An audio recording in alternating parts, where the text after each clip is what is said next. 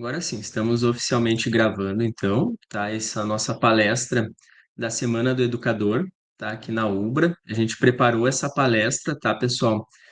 Principalmente aí na perspectiva de atender uma demanda, que foi realizada a partir das pesquisas que a gente fez, né, com os alunos, né? Na ideia justamente de atender essa demanda de aumentar, né, o número de palestras, de encontros síncronos, né, tratando principalmente de assuntos relevantes, né, para a formação aí de educadores. Então, é com muita satisfação que a gente abre, né, mais uma palestra nessa Semana do Educador, né, a gente já teve segunda e terça-feira tivemos palestra também, né, então acho que a gente vem seguindo aí num ritmo bem relevante, né, no sentido de ampliar nossos conhecimentos enquanto futuro, né, futuros educadores.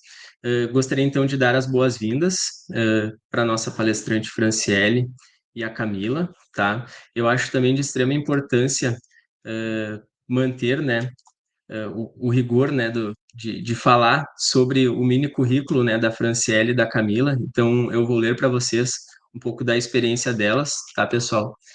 A Franciele, ela é professora associada do Departamento de Letras Vernáculas e do Programa de Pós-Graduação em Letras da Universidade Federal de Santa Maria, mestre e doutoras em letras também pela Universidade Federal de Santa Maria e realizou seu estágio de pós-doutorado na Universidade Federal de São Paulo, investigando a construção de conhecimentos linguísticos gramaticais em materiais didáticos sob a ótica da teoria dos códigos de legitimação. Já a Camila, ela é graduada em Letras, licenciatura em Português e Literaturas pela Universidade Federal de Santa Maria também, mestra em Letras, também pela Universidade Federal de Santa Maria, e especialista em gestão educacional. Foi professora efetiva de linguagens do ensino médio do estado do Rio Grande do Sul e atualmente é doutoranda em letras, integrante do Núcleo de Ensino e Pesquisa sobre Linguagem, também da Universidade Federal de Santa Maria. Tá? Com relação à nossa palestra de hoje, que é Pedagogia dos Multiletramentos, eu gostaria, inclusive, de destacar que esse conceito multiletramentos ele está sendo trabalhado justamente no nome de uma das nossas disciplinas que está na grade curricular, né, da UBRA, na qual eu sou o professor dessa disciplina, né, que é Tecnologias Educacionais e Multiletramentos. Até estou vendo algumas alunas aqui dessa disciplina e fico bem feliz de que estejam presentes, né, na aula de hoje. Acho que vai ser uma proposta aí também muito relevante para o decorrer do nosso semestre, né? Pensando aí também que o conceito de multiletramentos a gente, né, trabalhou também nas nossas aulas. Então eu fico bem feliz, né? Eu estou vendo alguns rostinhos como a Raquel, a Dayana, né? Acho que a Maiara também. Enfim, então passo a palavra agora para a Franciele e para a Camila e desejo uma boa palestra, tá, pessoal? Qualquer dúvida, enfim, participação, interação, vocês podem utilizar o chat e mais para o finalzinho, então, eu disponibilizo o nosso link para vocês confirmarem a presença e solicitar o certificado, tá bom? Uma ótima palestra, pessoal. Muito obrigada, Maurício. Obrigada também a todos e todas que estão aqui com a gente, né? No meu nome, no nome da professora Franciele, nós agradecemos o convite. Uma outra informação importante é que eu sou orientanda da professora Franciele, né, na UFSM, e essa palestra, ela tem, ou melhor, essa conversa, né, ela tem muita relação com os trabalhos que vêm sendo desenvolvidos no âmbito do NEPELIM, né, do núcleo que a professora Franciele coordena. Então, o que a gente vai conversar um pouco hoje é trazer a nossa trajetória em relação à pesquisa envolvendo a BNCC, também os multiletramentos. E assim, vocês podem também ficar à vontade para comentarem, perguntarem sempre que achar necessário. Nossa fala, então, vai ser dividida em dois grandes momentos. Em primeiro lugar, a gente vai comentar, então, por que fazer, né? Por que ter uma prática relacionada à pedagogia dos multiletramentos. Em específico, nós vamos comentar, então, o que propõe a BNCC para o componente de língua portuguesa e o que propõe a pedagogia dos multiletramentos. No segundo momento, nós vamos comentar como fazer. E, nesse sentido, então, comentar sobre o que são os projetos de multiletramentos, Quais são os princípios orientadores desses projetos e qual roteiro e quais procedimentos nós podemos adotar. Bom, então, por que fazer, né, uma pedagogia dos multiletramentos? Nós acreditamos, né, que, além da importância dessa pedagogia, a Base Nacional Comum Curricular, por meio da análise e da investigação que foi realizada por membros do nosso grupo, propõe, então, que as nossas práticas sejam pautadas por meio dessa pedagogia. Vocês já devem conhecer, né? Inclusive, vocês podem ficar à vontade para comentar no chat a experiência de leitura e de análise de vocês em relação à Base Nacional Comum Curricular, mas a gente sabe que é o documento normativo e orientador de toda a educação, né, no Brasil. Então, considerando a relevância desse documento, a gente agora vai propor um olhar mais específico para a etapa do ensino fundamental, né, que compõe, da qual, né, a área de linguagens compõe, em específico a língua portuguesa no ensino fundamental, mais específico ainda, então, um pequeno olhar para os anos iniciais e para os anos finais, né, a nossa experiência, ela gira em torno dos anos finais e ensino médio, mas então a gente quer compartilhar um pouco com vocês da nossa experiência de pesquisa, de ensino, né, e de extensão, ao longo de 10 anos já que a Prof. coordena o NEPELIM, e, inclusive, propor, então, uma motivação, né, mais do que trazer algo, um modelo a ser seguido, a gente quer trazer uma inspiração a partir do trabalho realizado pelo Cleiton Silva, né, que foi orientando da Prof. E também agora é doutor em letras. Bom, na fundamentação pedagógica do componente de língua portuguesa, a gente vai perceber, por meio principalmente da pesquisa da Rosana Schmidt, que analisou as sessões introdutórias do componente, em específico na etapa dos anos finais, padrões semânticos salientes acerca dos discursos sobre o ensino de língua portuguesa. Em específico, ela constata as recorrências dos itens lexicais como gêneros e multiletramentos, e imbricados a eles, lexemas correspondentes aos seus respectivos campos semânticos. Nesse sentido, a gente percebe que há uma perspectiva de ensino como gêneros e como multiletramentos pautada, né, na fundamentação pedagógica da BNCC. Como eu disse, né, a nossa experiência de análise se concentra nos anos finais do ensino fundamental e no médio. No entanto, a Prof. e eu trazemos, né, alguns trechos que em relação aos anos iniciais. Então, por exemplo, aqui, evidentemente, os processos de alfabetização e ortografização terão impacto nos textos e gêneros abordados nos anos iniciais. Na sequência, né, o documento traz que é importante, então, o trabalho com gêneros, em específico, nas práticas de leitura, escuta e produção oral, e também escrita e multissemiótica, mais simples, que vão, né, sendo complexificados ao longo das etapas, né, dos anos. Além disso, então, a gente tem a recorrência de gêneros mais familiares aos alunos, análise linguística e multissemiótica, assim por diante. Então, assim como na etapa dos anos finais, na etapa dos anos iniciais, o documento também traz essa perspectiva. Considerando, então, os lexemas, letramentos, multiletramentos e outros como prática situada, eventos de letramento, multissemiose, multimodalidade, diversidade cultural e diversidade linguística, né, nós concordamos com o Ribeiro, que diz que as bases da pedagogia dos multiletramentos configuram-se, então, como um discurso que fundamenta a BNCC. Nós também trouxemos um outro exemplo, né, um outro trecho do documento, que salienta, então, essas outras formas gráficas, né, esses outros sistemas de representação, assim também como propõe a ampliação do nosso olhar. Então, olha só que isso é muito interessante para nós, né, o documento propõe olhar para além, né, das palavras, então a gente precisa olhar para o texto, né, e também para o gênero. Em relação à organização do componente, então, no ensino fundamental, a gente tem uma organização pautada por campos de atuação, práticas de linguagem, objetos do conhecimento, anos, blocos de anos escolares, habilidades e competências específicas, né? Em relação aos anos iniciais, a gente tem 4 campos. Campo da vida cotidiana, que não aparece nos anos finais, campo artístico-literário, campo das práticas de estudo e pesquisa, campo da vida pública, né, e que nos anos finais se desdobra em 2, campo jornalístico-midiático e campo de atuação na vida pública, mais grupo de todos os campos. Em relação ao eixo ou à prática de leitura e escuta, o documento diz que nela é preciso ampliar o letramento, né, por meio da progressiva incorporação de estratégias de leitura em textos em nível de complexidade crescente.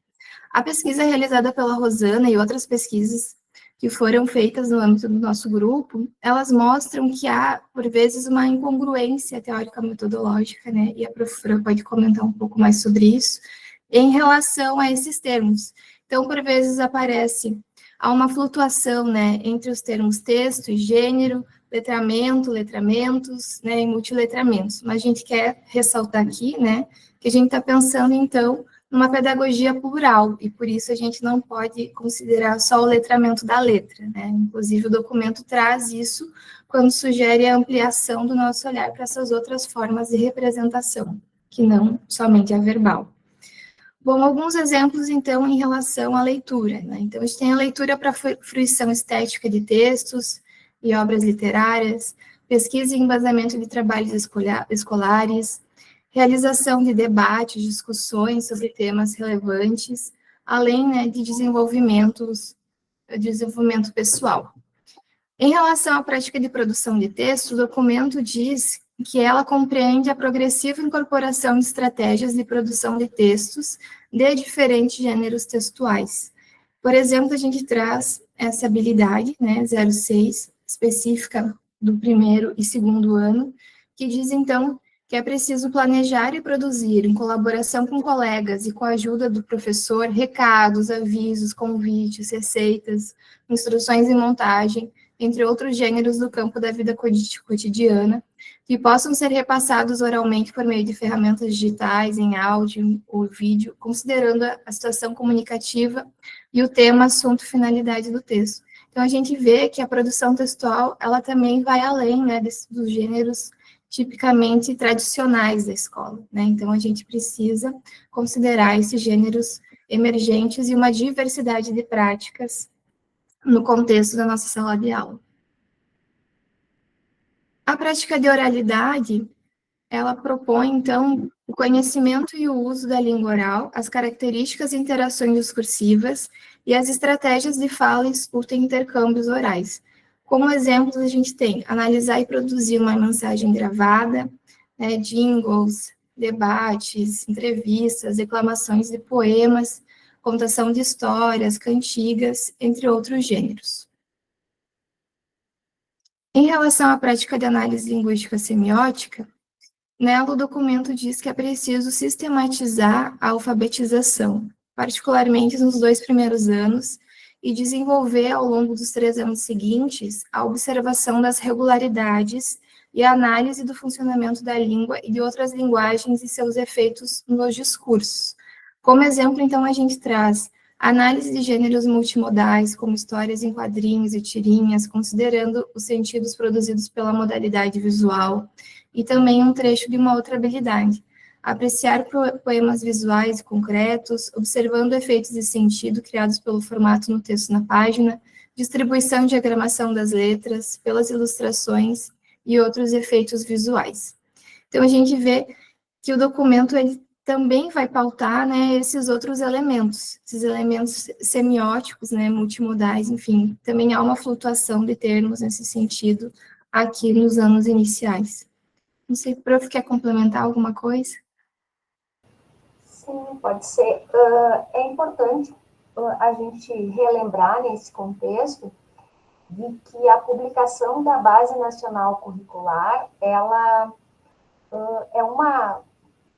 ele é um documento, né, oficial, mas que é posterior aos parâmetros curriculares que foram publicados na década de 90 e que, de alguma maneira, tratavam, né, já tratava de algumas questões referentes à multimodalidade. Então, se nós formos retornar aos parâmetros curriculares, alguns gêneros multimodais já eram contemplados.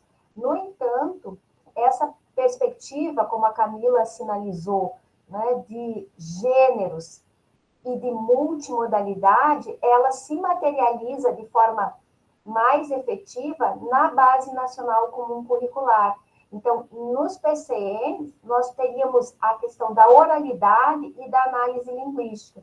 Já a BNCC, ela traz essa perspectiva de multiletramentos, compreendendo, né? Daqui a pouco a Camila vai trazer esses termos de forma mais técnica, mas a ideia de multiletramentos contemplando, então, essas múltiplas semioses, né? Nos textos, os efeitos valorativos e de sentido que provocam, né? No leitor. Então, essa ideia das práticas de linguagem, ela já é prevista, né, ou já estava prevista nos parâmetros curriculares, e agora são retomadas na BNCC. E com a novidade de que nós temos, né, análise linguística semiótica, ou seja, lá nos parâmetros curriculares nós tínhamos o eixo da análise linguística. E aqui foi incorporado o elemento, né, o termo semiótica, para dar conta dessas outras semioses que compõem os significados. A Camila também trouxe, vamos dizer assim, uma certa instabilidade em relação ao uso de multimodalidade, multissemiose, e na base, muitas vezes, esses termos são sinônimos, são tomados como sinônimos. Mas nós entendemos, né, a partir de Kress, Van Leeuwen e outros pesquisadores, que esse multimodalidade é a combinação dessas semioses. E múltiplas semioses seriam os modos que a Camila daqui a pouquinho vai apresentar para nós. Obrigada, Camila.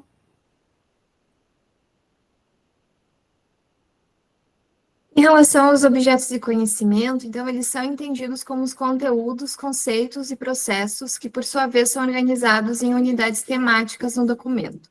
As chamadas unidades temáticas vão definir, então, o arranjo de objetos do conhecimento adequados às especificidades dos diferentes componentes curriculares e contemplam uma gama maior ou menor de conteúdos, conceitos e processos que se relacionam a um número variável de habilidades. Assim, em cada prática de linguagem são destacados diferentes objetos do conhecimento, que podem apresentar crescente sofisticação ou complexidade. Então, nesse sentido, a gente ressalta, né, que é preciso ter um olhar crítico para essas habilidades e para o documento, para a gente poder ter, né, uma prática em que a gente vai construindo, vai fazendo a construção do conhecimento com os alunos e ampliando, então, essa complexidade que é reiterada várias vezes ao longo do documento.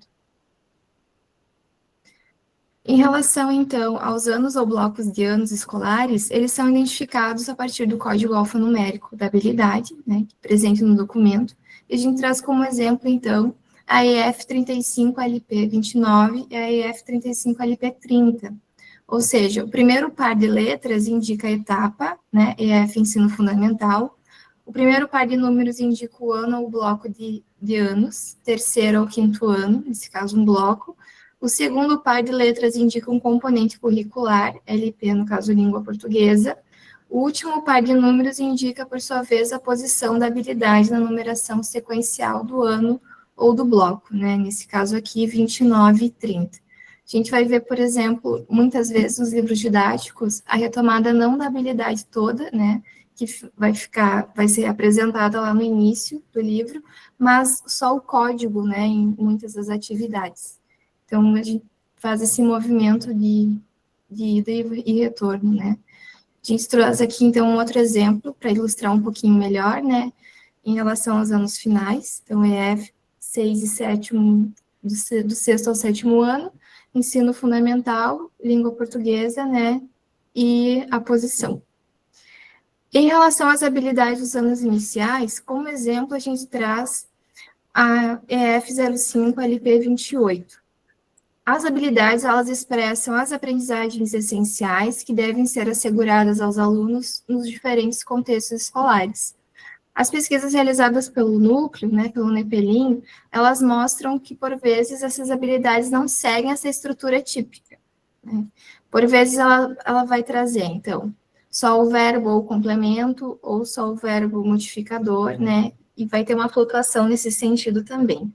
Mas a estrutura típica proposta pelo documento é composta pelo verbo, que explicita o processo cognitivo envolvido na habilidade, pelo complemento do verbo, que explicita o objeto de conhecimento, e por um modificador do verbo ou do complemento, que explicita o contexto ou uma maior especificação da aprendizagem esperada. Nesse sentido aqui, a gente viu que tem uma inversão, né, na ordem direta aqui da estrutura, mas, de qualquer modo, então, a gente traz observar em cyberpoemas e mini-contos infantis, em mídia digital, os recursos multissemióticos, em que observar, então, é esse verbo que explicita um processo cognitivo, né? Os recursos multissemióticos, o complemento, que vai explicitar o objeto de conhecimento, e em cyberpoemas e mini-contos, então, essa especificação nesse contexto da aprendizagem. Outro exemplo relacionado à prática de análise linguística é a EF 35LP31, que traz identificar em textos versificados efeitos e sentido decorrentes do uso de recursos rítmicos e sonoros e de metáforas. Então, novamente, aqui a gente tem essa inversão, mas tem, essa habilidade traz os 3 elementos propostos por essa estrutura típica, em que, novamente, a gente tem um outro verbo cognitivo, né? Nesse caso, identificar, que representa, então, um nível de complexidade exigido pelo processo. Bom, além das habilidades, então, a gente também tem as competências, né? São 10 competências gerais da BNCC para toda a educação básica, 10 competências específicas para o componente curricular língua portuguesa e 6 competências específicas para a área de linguagem. A gente não vai detalhar as competências, né? Vocês podem consultar depois o documento, provavelmente vocês já conhecem. A gente também gostaria de saber se vocês já tinham lido o documento, se conhecem as habilidades, as competências. Mas é importante sempre a gente consultar, né, e não perder de vista, porque a competência ela é o ponto de chegada, né, aquilo que a gente quer alcançar por meio da nossa prática pedagógica. Em relação, então, às possibilidades para o ensino de língua portuguesa, nós temos uma diversidade de dispositivos didáticos, que pode ser uma unidade didática, né, em específico, atividades e tarefas, podem ser projetos e letramentos, ou também podem ser projetos e multiletramentos, né? Hoje, então, a gente vai trazer um exemplo de um projeto de multiletramentos, que envolve a resolução de um problema, parte de uma prática social, envolve gêneros discursivos multimodais e multiculturais, e considera, então, diferentes campos de atuação. Ainda aproveitando, a gente deixa como sugestão 2 materiais produzidos pelo grupo, um glossário de gêneros e suportes textuais presentes na BNCC, e outro glossário de termos técnicos científicos presentes no componente de língua portuguesa no documento. Vocês podem acessar tanto pelo QR Code, como pelo site do nosso grupo. Além disso, também a gente deixa como sugestões alguns materiais didáticos produzidos pelo NEPELIN, que também podem ser acessados lá no site, né? E aí envolvem gêneros textuais no âmbito dos anos finais do ensino fundamental ou médio, mas fica, né, como sugestão. Bom, então, por que fazer? O que propõe essa pedagogia dos multiletramentos, né? Então, agora eu passo a palavra para a prof. Franciele.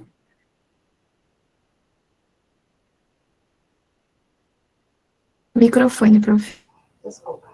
Considerando a organização que nós propomos, a gente vai agora apresentar uma breve revisão da pedagogia dos multiletramentos. Então, pensando que essa pedagogia dos multiletramentos, ela é importante a gente refletir que ela surge na década de 90, né? Então ela é bem anterior ao que hoje nós estamos compreendendo no documento da BNCC, né, de 2017, ou seja, essa discussão pedagógica ela vinha sendo construída há bastante tempo em contexto internacional, Então, a pedagogia dos multiletramentos, ela surge na década de 90, justamente, né, justamente motivada pelas novas formas de comunicação, diferentes possibilidades de ensino e aprendizagem. Então, justamente por construir, né, essa ideia de que existiam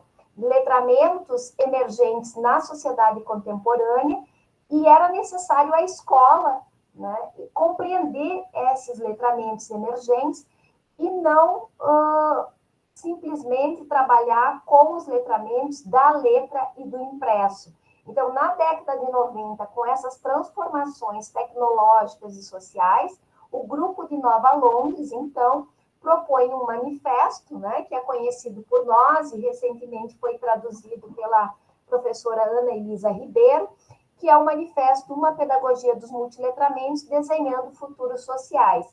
Então, esse manifesto, publicado em 1996, ele foi traduzido recentemente, agora não lembro se foi 2021, agora depois a gente pode dar uma olhadinha, mas ele foi traduzido para o português, vejam, muito depois, né, as pessoas ou as escolas no Brasil, considerando também as questões de acesso à língua inglesa. Então, a gente tem essa publicação. Então, principalmente surge, né, com essa ideia de dar conta de uma nova sociedade, de novas tecnologias e da construção de sentidos. Então, esse grupo, né, observando o que estava acontecendo, se reúne nesse contexto, e aí nós temos linguistas e professores da área, pesquisadores da área da linguística da educação, e eles resolvem, então, construir esse manifesto. Pode passar. Esse manifesto, ele inicia em 1994 e ele toma essa forma, né, de manifesto, se materializa em 1996. Então, qual é a principal motivação para esses professores se reunirem e proporem naquela época essa pedagogia? Então, principalmente porque o conhecimento passa a ser reconhecido como algo que não é só representado pelo texto escrito ou pelo signo linguístico. Então, todas as formas de representação, né, segundo esses pesquisadores, em especial agora copicalantes, devem ser consideradas como processos dinâmicos de transformação. Então, a maior preocupação desse grupo era refletir sobre como se aprende nesse novo contexto, né, em que os novos gêneros surgem na sociedade e que a escola ainda, né, estava trabalhando com uma possibilidade centrada, por exemplo, no mundo grafocêntrico. Então, se nós formos pensar nessa questão, década de 90, a tecnologia, a internet, gêneros que vão chegando, né, na sociedade e transformando essa mesma sociedade, exigem um outro processo de ensino e aprendizagem. Segundo os autores, muito mais produtivo, criativo, emancipatório. Então, eles pautam essa pedagogia em 3 momentos. O porquê dos multiletramentos, né? Porque a distância social ainda é grande, ainda há pouco investimento público, né?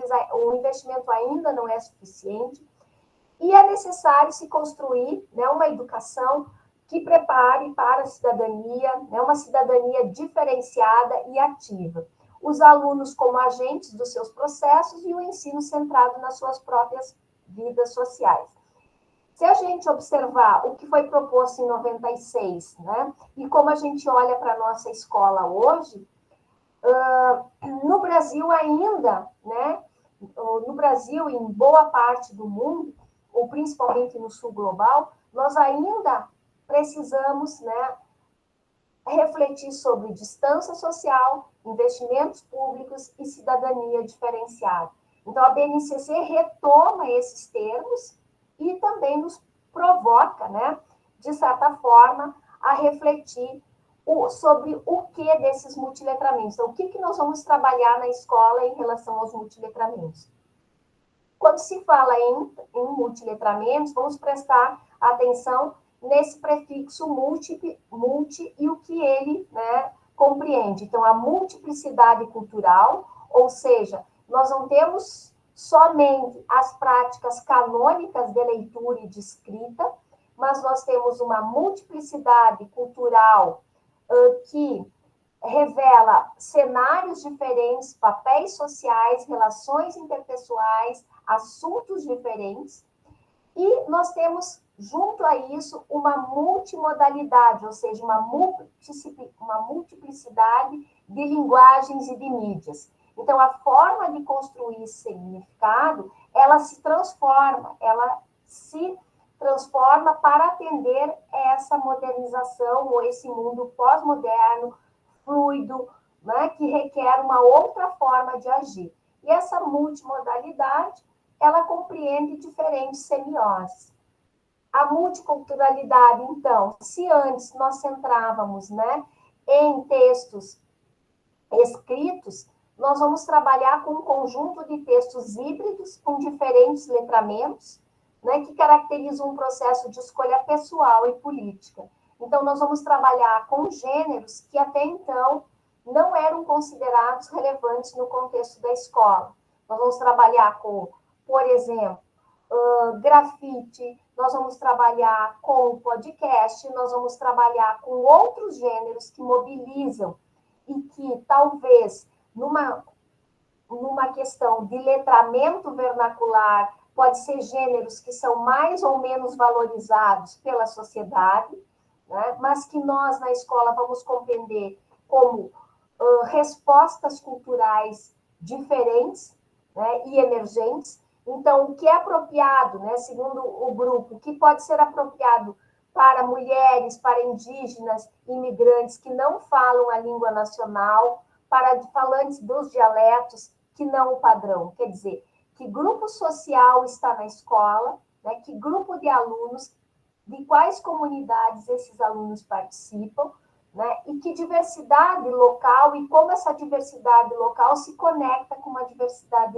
global. Então, essa multiculturalidade nos leva a pensar que os textos variam conforme o contexto social e os diferentes textos que emergem dessas interações devem ser abordados na escola com a finalidade de ampliar as práticas letradas dos alunos.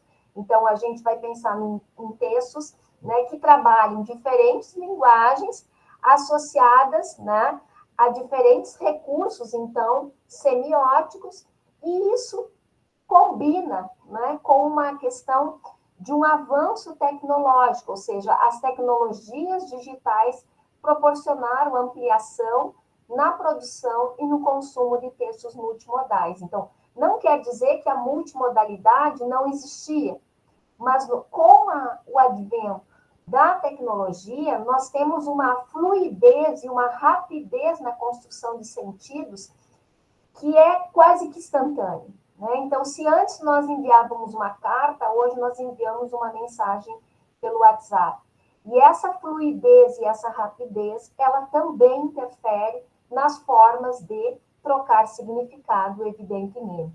Então, essa crescente multiplicidade e a integração de modos semióticos, né, em que o texto está relacionado ao visual, ao áudio, ao espacial, ao comportamental, novas formas de comunicação estão remodelando como usamos a linguagem.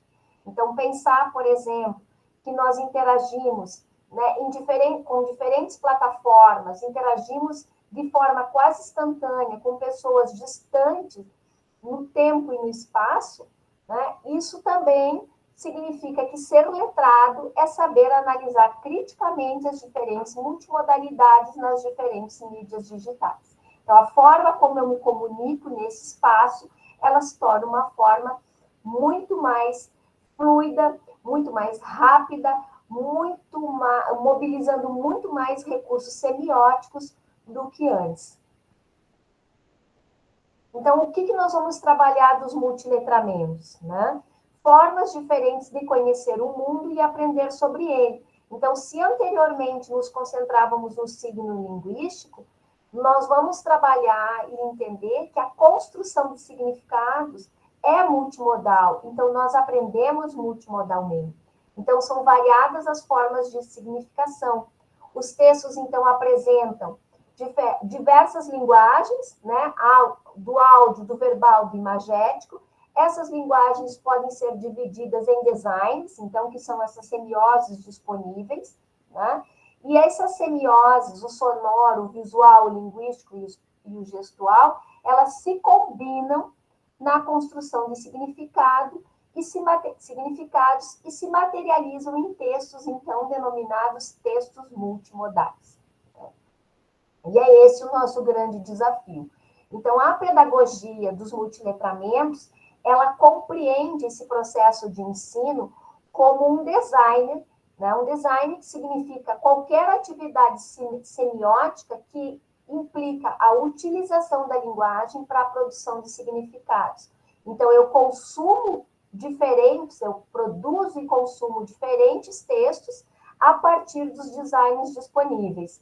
Então, esses designs disponíveis, eu vou construindo significados a partir de diferentes recursos semióticos e, com base nessa construção, eu apresento um novo conceito de autoria, ou seja, eu apresento um novo significado. E isso é cíclico. A todo momento, nós estamos nos apropriando de designs disponíveis, ressignificando-os e disponibilizando para a construção de significados, com diferentes grupos sociais, com diferentes esferas de atividade. Então, é interessante que os recursos de natureza cultural, contextual, né? Então, são essas formas de construir o significado, vão ser recontextualizados a partir do que nós temos disponível e vamos transformar, ou seja, são aqueles novos designs que nós vamos deixar, né, para que outras pessoas acessem e ressignifiquem. Aqui entram aquelas práticas de mixar, remixar, por exemplo, né? A questão de autoria. Então, se antes, para ser autor, né, eu tinha toda uma simbologia em relação à autoria, hoje nós temos, com as novas tecnologias, nós nos tornamos autores, remixando diferentes práticas, né, ou diferentes textos, diferentes significados, entregando novas versões, né, desses significados. Por exemplo, com o meme, né, eu posso trazer o meme como uma possibilidade, eu posso assistir a um filme e fazer um comentário trabalhando com outras semioses e construindo um novo gênero. Então, eu posso mudar esses sentidos a partir, né, do que eu tenho disponível. Pode passar. Agora, como que eu faço, né? Como que eu processo essas questões no contexto da sala de aula? Então, calantes, eles vão chamar a atenção, né, do papel dos multiletramentos na aprendizagem. Então, eles vão dizer que, assim como a escrita, os alunos também podem conceituar e pensar abstratamente usando imagem, gesto e espaço. Então, se durante vamos dizer assim, durante muito tempo a escola se concentrou no texto verbal, hoje, né, ou atualmente, nós pensamos que a forma de construir conceito não é somente com o texto verbal. Então, eu vou representar esse conhecimento de diferentes maneiras. Eu vou representar esse conhecimento por meio de um gráfico, por meio de um infográfico, eu vou representar esse conhecimento por meio, né, por exemplo, de um símbolo. Hoje estava assistindo a palestra da professora Esther Pilar Grossi, e ela, como matemática, estava falando do significado de um círculo fechado. Né? Então, por exemplo, um símbolo na matemática, um símbolo na química, como que essas múltiplas significações combinadas constroem os significados, né, e os conceitos que são, enfim, compartilhados no contexto da escola. Então, os autores propõem processos de conhecimento que podem nos ajudar a pensar essa proposta pedagógica. Então, numa abordagem multiletrada, nós vamos entender os alunos como agentes dos seus próprios conhecimentos, dos seus próprios processos de conhecimento. Para isso, os autores propõem, então, né, uma forma de trabalhar na escola que prevê a experienciação, a conceituação, a análise e a aplicação.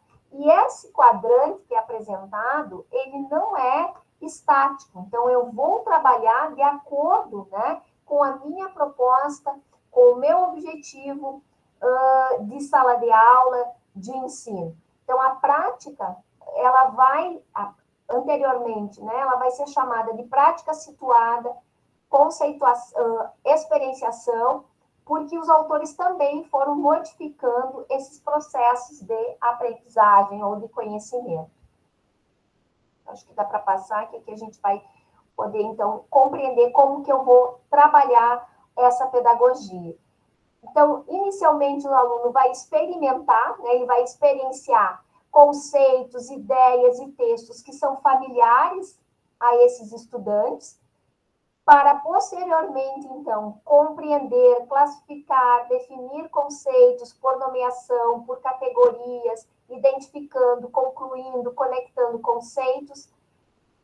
Após, ele pode, então, analisar esse texto de uma perspectiva funcional, então ele vai compreender, né, como esse texto está organizado, como é a sua arquitetura textual, retórica, e, por fim, ele pode aplicar esse aprendizado em uma outra situação, né, que seria o redesign. Então, se eu estou trabalhando com um exemplar, por exemplo, de notícia online, ele está experienciando o que ele já sabe sobre a notícia online, ele vai conceituar, por exemplo, como se organiza uma notícia online, ele vai analisar os movimentos retóricos, ele vai observar as escolhas linguísticas e ele depois vai aplicar. Ele pode aplicar no sentido de replicar em um mesmo contexto, ou ele pode transformar essa notícia numa notícia impressa, por exemplo, ou ele pode transformar num podcast, e aí ele estaria aplicando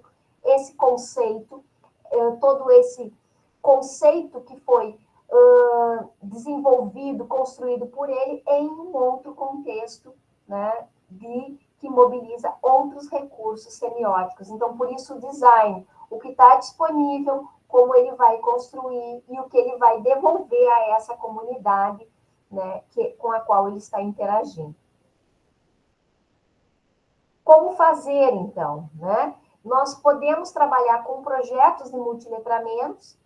Esses projetos, então, de multiletramentos, eles são inspirados nos projetos de letramentos da Clayman, e o meu orientando, né, hoje, doutor Cleiton Silva, ele propôs, então, um dispositivo didático que seriam os projetos de multiletramentos numa escola, né? Ele propôs essa atividade, e esse projeto de multiletramentos ele entendeu como um dispositivo didático que possibilitaria aos alunos, um olhar diferenciado sobre a realidade local e sobre os conteúdos curriculares para o ensino de linguagem.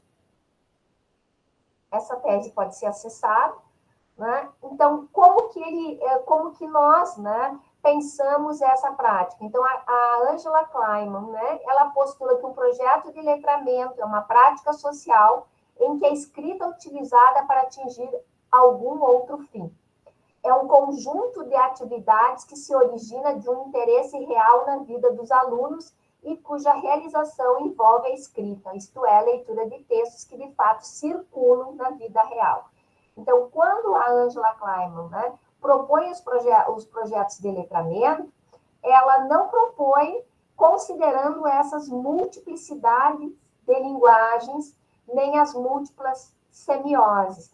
Então, com base nisso, nós vamos propor um projeto de multiletramentos baseado nesses princípios, então, né? Um ensino pautado nos gêneros discursivos, né? Na comunicação, em abordagens colaborativas, a aprendizagem, que ela é uma aprendizagem horizontal, com agentes que estão produzindo conhecimento, um currículo que é dinâmico, né?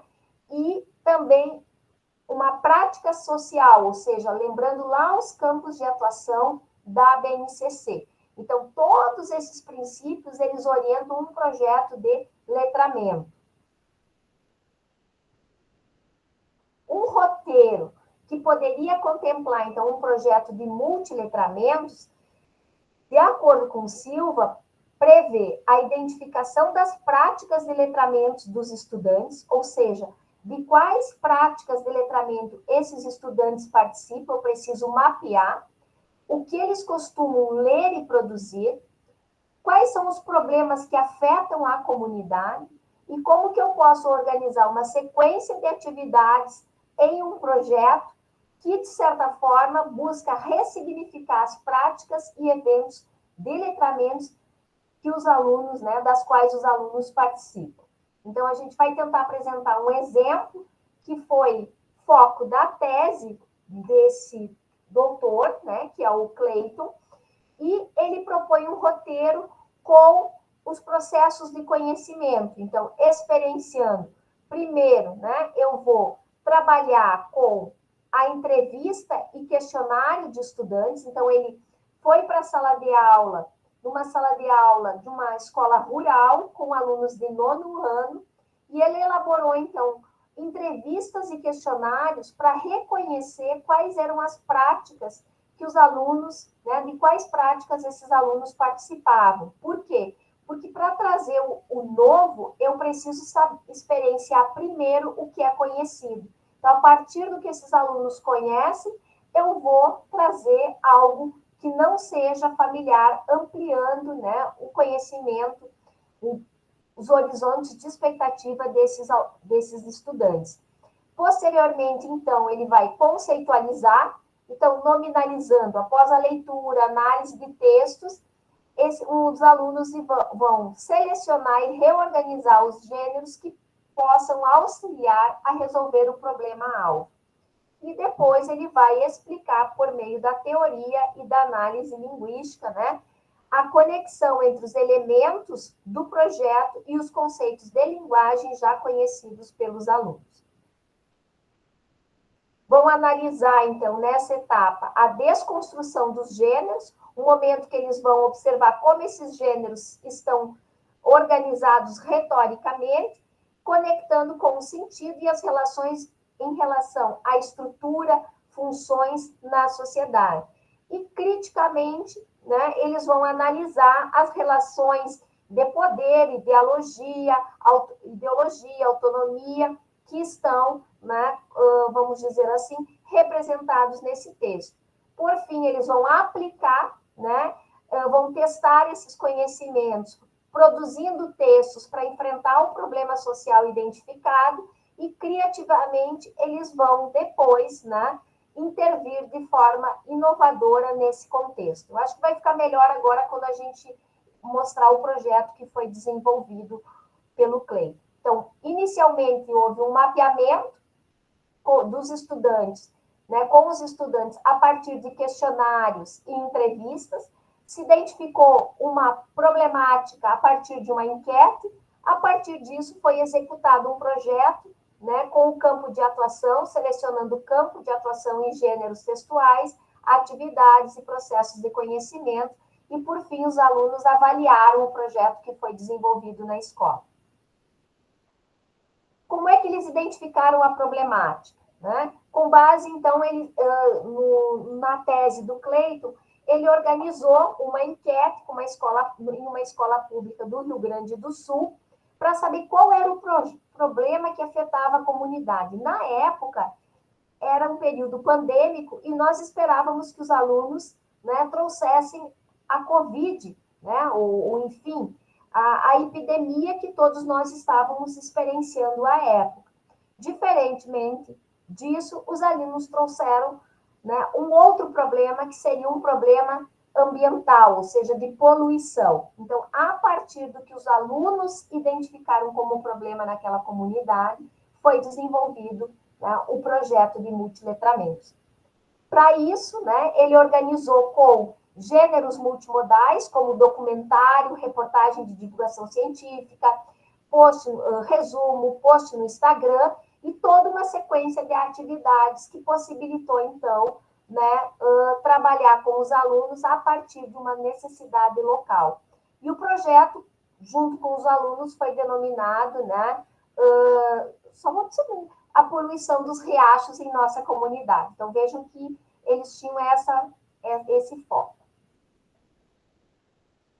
Então, aprofundando a problemática, foi trabalhado o gênero documentário, explorada as questões, né? Foram exploradas as questões de multimodalidade, como esse gênero funciona, e foi trazido, né? Se o problema era, por exemplo, a poluição nos riachos, foi elaborado toda uma análise de um comentário que também trabalhava com essa questão da poluição e como ela afetava, né, aquela comunidade bem distante, né, que era uma comunidade canadense.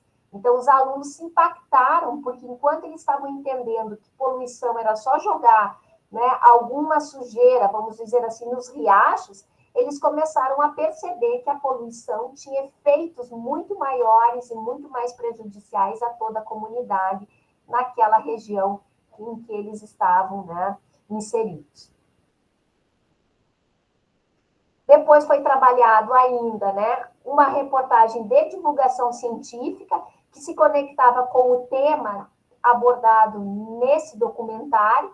Então, eles identificaram, né, similaridades, diferenças temáticas, sociais e genéricas a partir do que eles responderam na enquete e o que estava apresentando. Por exemplo, o problema local era o mesmo problema que era apresentado nas comunidades, né, em outros lugares, bem distantes no tempo, vamos dizer assim, também, e também espacialmente, geograficamente.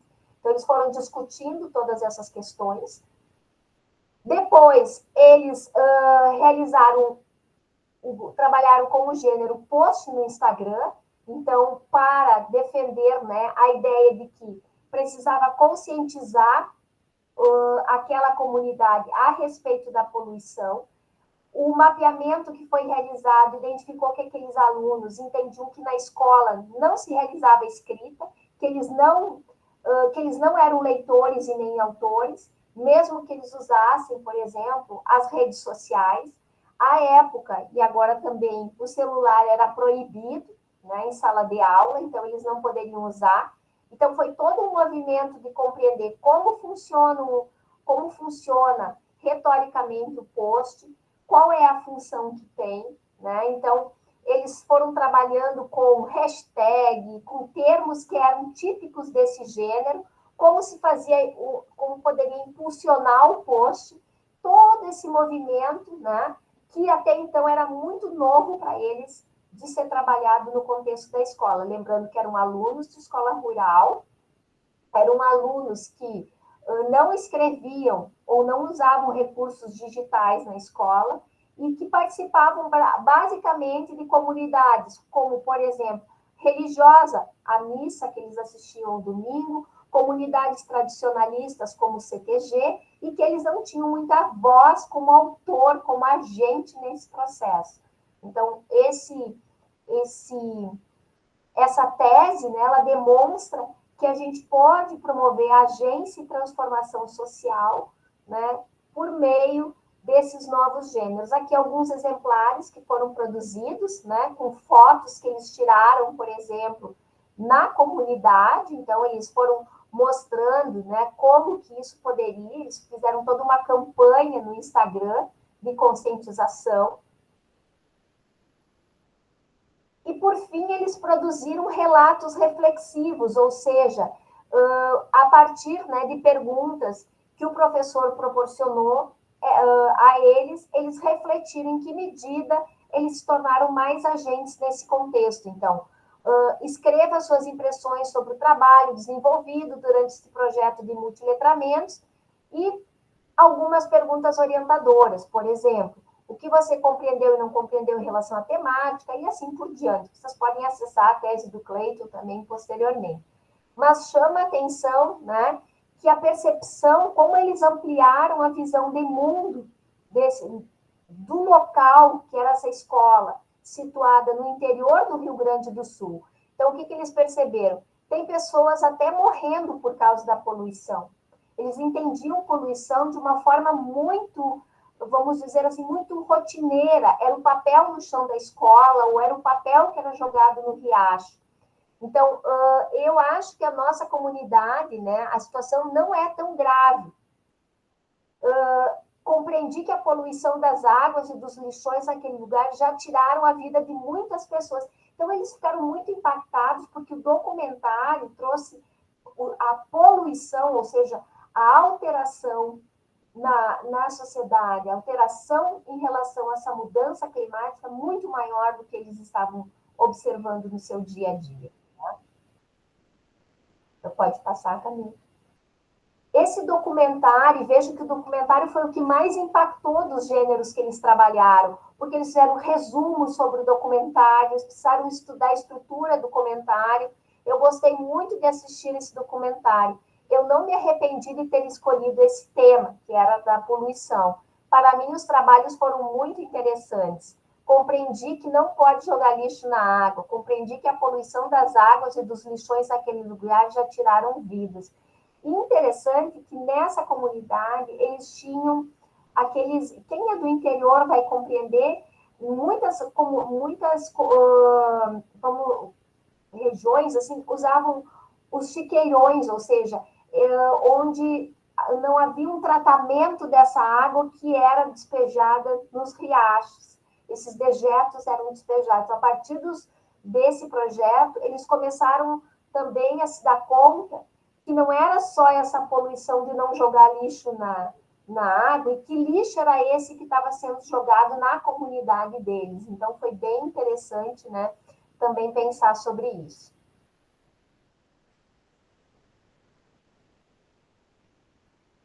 Acho que dá para voltar só para o último ali, para a gente fechar, né? E o que a gente pode perceber? Que além dos elementos multimodais, né, desses recursos multissemióticos que foram trabalhados ao longo de todo o projeto, que foi necessário trabalhar, por exemplo, com gêneros que para eles não era um lugar na escola, por exemplo, o post de Instagram, eles entendiam que isso não era um gênero que deveria ser trabalhado, então eles trabalhavam somente com a redação, né, a redação. Então, transformou a vida desses estudantes. Então, o projeto de multiletramentos trouxe para essa comunidade uma transformação em relação aos gêneros que eram trabalhados, então, gêneros emergentes, e também em relação ao empoderamento desses estudantes, que começaram a se compreender como autores, que até então eles entendiam que eles não escreviam, que eles não produziam e que eles não eram autores. Então, eu acho que o projeto de multiletramentos, ele parte de um problema social, a escola como alguém que pode ajudar a pensar sobre esse problema, a propor soluções ou conscientizar a comunidade sobre esse problema, e a prática, ela passa a ser uma prática de reflexão crítica, emancipatória, e entender que a produção de textos, ela não é reprodução, mas ela é agência, né? A agência nesse contexto. Então, a gente parte de autores que se diziam que não liam, não escreviam, para autores que se empoderaram a partir desse trabalho na escola, né? E que a tecnologia e a multimodalidade se tornou uma aliada no espaço escolar e não um problema que deveria ser, enfim, combatido, né, ou que não poderiam ser usadas essas ferramentas no contexto da escola. Então, a gente quis trazer de forma bem rápida, né, como que a gente pode trabalhar com um projeto de multiletramentos no contexto da escola, com gêneros emergentes. No caso aqui, era um post do Instagram. Muito obrigada, então. Se a Camila quiser complementar, se vocês têm alguma pergunta, a gente acaba trazendo sempre um recorte de tudo que aconteceu, então, muitas vezes, né, isso se torna um pouco... Não sei se ficou bem claro, é isso que eu quero dizer, como tudo, né, foi desenvolvido nesse contexto. Isso se tornou uma tese de doutorado, né, publicada já. Muito obrigada. E uma coisa que a gente tem conversado bastante, né, prof, é que a pedagogia dos multiletramentos, ainda que ela ressalte esses gêneros emergentes, ela não vai se restringir ao trabalho com esses gêneros, né, em relação às tecnologias digitais. Então, eu fiquei pensando no contexto de vocês, né, e vocês podem ficar bem à vontade para perguntar e comentar também, fiquei lembrando da Chapeuzinho Vermelho, né, como a gente poderia fazer esse processo de transformação. Então, a gente tem a Chapeuzinho Vermelho, né, clássica, essa história clássica, disponível para todo mundo, né, é uma herança cultural, digamos assim. Como a gente pode transformar? Então, a gente lê a Chapeuzinho Vermelho, só a tradicional, só essa história tradicional? Não, a gente tem outras possibilidades, né? Outras adaptações dessa obra. E a partir disso, o que a gente faz com essa obra? A gente promove uma discussão em relação a essa figura feminina, em relação à sociedade. Então, vejam que às vezes parece bem abstrato esse processo de transformação, mas ele, na verdade, não é muito distante de nós, né? Ele é possível, mesmo numa condição em que a gente não tem tantos recursos, né?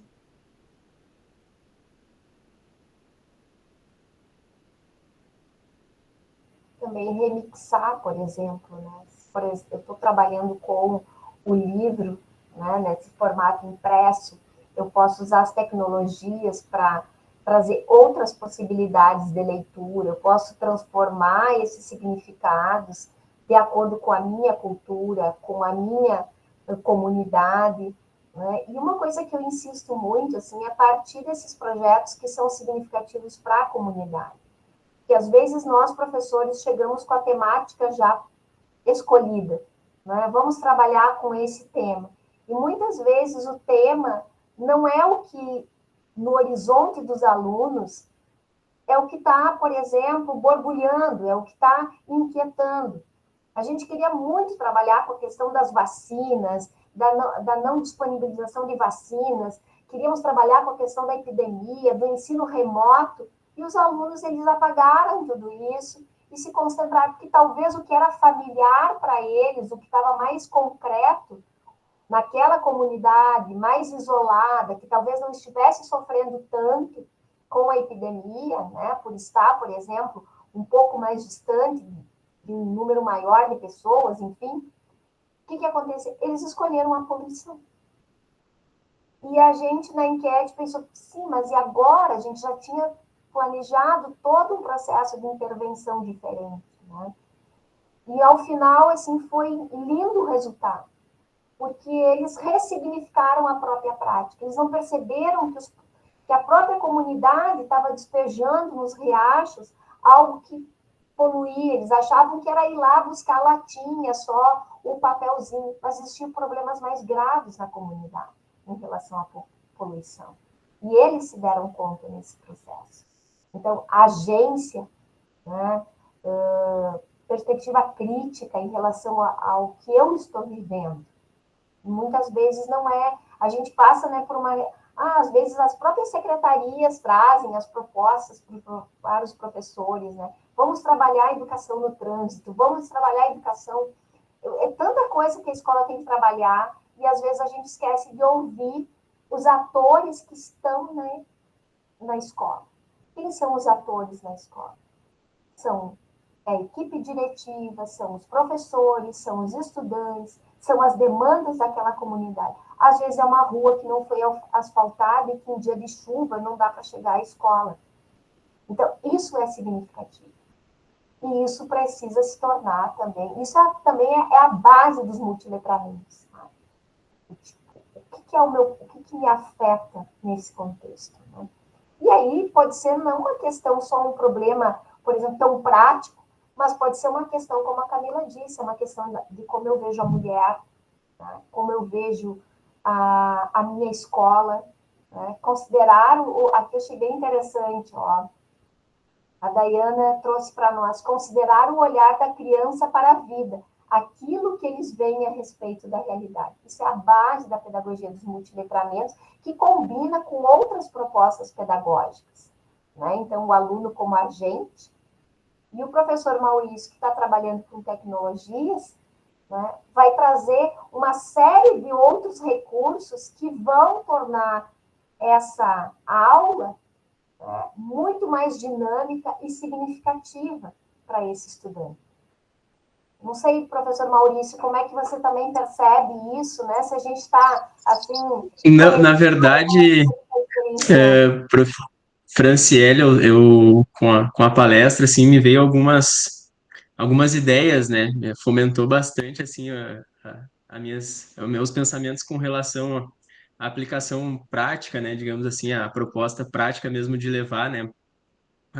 A perspectiva dos multiletramentos para a sala de aula. E recentemente, eu venho estudando uma disciplina, né, do programa de pós-graduação da URGS, que é letramentos anticapacitistas, né, docência e práticas pedagógicas. E eu lembro que na primeira aula, né, esse conceito do letramento foi debatido. E aí a gente trouxe aquela ideia ainda do Paulo Freire, né, inicialmente ali da leitura de mundo, né, para além da alfabetização, da palavra escrita, a leitura de mundo, e depois entrou no conceito de letramento. E o nome da disciplina é letramento anticapacitista, né, é uma perspectiva mais da educação especial, né, dos processos inclusivos. Para contextualizar, o anticapacitismo é a forma com a qual a pessoa com deficiência sofre opressão, né, é o termo que a gente utiliza para se referir a essa opressão. E eu até questionei, fomentei o debate na sala de aula, justamente pelo conceito de por que não multiletramentos anticapacitistas, pensando também em outras linguagens, né, outras formas também de não, né, ser capacitista a partir do uso, né, das ferramentas tecnológicas. Eu pensei nisso como possibilidades também da gente debater, por exemplo, o uso de como essas tecnologias hoje, né, elas não são inclusivas em sua maioria, né? E aí, enfim, isso me veio agora nesse debate, assim, né, vendo, né, como que a gente constrói um projeto, né, a partir dos multiletramentos, eu comecei a pensar também, bom, isso aqui a gente pode experimentar, né, a gente pode levar para a sala de aula, né, dentro de uma perspectiva inclusiva, né, para o público-alvo da educação especial. Então, enfim, achei muito interessante a palestra, né, gostaria mesmo assim de agradecer pela aula de hoje, foi de fato, né, uma aula assim, então fico muito grato, né, e de repente essa minha fala agora também pode fomentar ainda mais o debate, né, para a gente pensar ainda em como que a gente traz essa perspectiva dos multiletramentos, né, para a gente cada vez mais ter uma sala de aula com diferentes possibilidades para o aprendizado. Maurício, eu pensei agora que também pode trabalhar, porque houve uma mudança recente no símbolo, né, de acessibilidade. Cortou um pouco o áudio, eu não consegui escutar totalmente. Maurício, está me ouvindo? Agora sim. Tá. Tem agora, recentemente, o símbolo, né, da acessibilidade, ele foi modificado.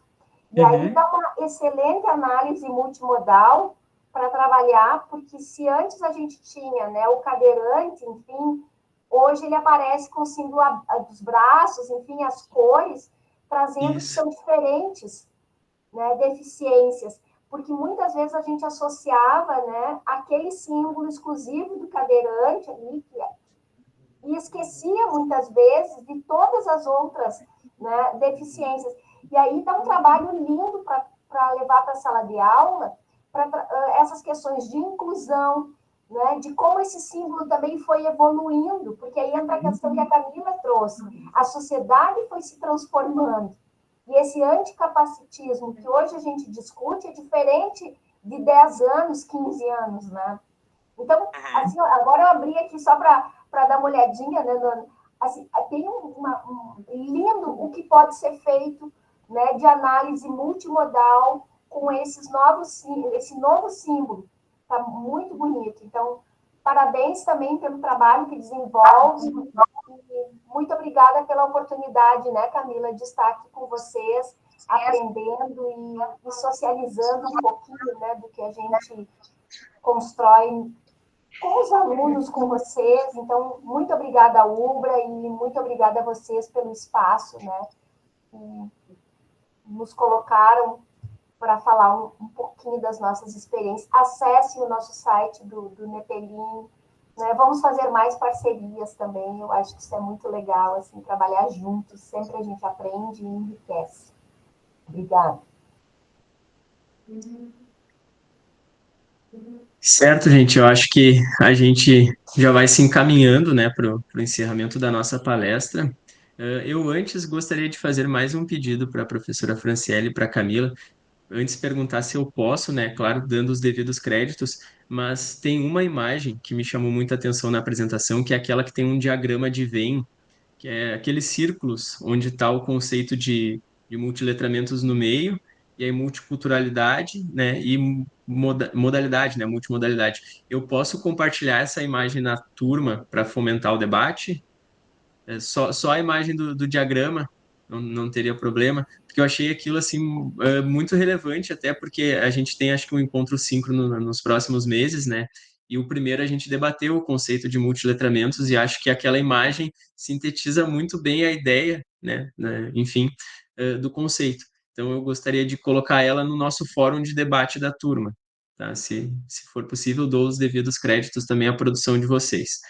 Eh, com acho que a resposta positiva, né, já nos encaminhando então para o encerramento da palestra. Eu gostaria de agradecer a presença de todos, né, que todas que estão aqui presentes, né. Eu gostei de ver que a palestra movimentou bastante a mobilização dos alunos essa semana, né, e também agradecer novamente, né, a disposição, né, a forma também com a qual vocês compartilharam conhecimento com a gente essa noite, né, da professora Franciele e da Camila, tá, gente? Muito obrigado mesmo, tá? Acredito que o trabalho, né, de vocês, enfim, o que foi compartilhado conosco essa noite aqui vai ser muito importante na formação, né, acadêmica e também profissional dos nossos estudantes, tá? Então, fico muito feliz mesmo por estar participando, mediando, né, e agradeço novamente a disposição.